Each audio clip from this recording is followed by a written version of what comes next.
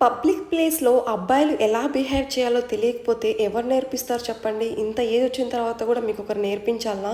Matter ఏంటంటే ఇక్కడ నేను బస్‌లో అయితే స్టార్ట్ అయ్యాను. రిటర్న్ బ్యాక్ టు హోమ్ అయితే వెళ్తున్నాను. రైల్వే స్టేషన్‌కి అయితే రీచ్ అయిపోయాను. జనరల్ టికెట్ అయితే తీసుకున్నాను. ఇప్పుడు నేను చేస్తున్న ట్రావెల్ వచ్చేసి ట్రైన్ వచ్చేసి హౌరా ఎక్స్‌ప్రెస్ అనమాట. ఇక్కడ చూడండి ఒక అబ్బాయి లిటరల్లీ షర్ట్ కూడా వేసుకోలేదు. ఓన్లీ ఇన్నర్ ఒకటి ఏసుకొని అయితే కూర్చోనున్నాడు.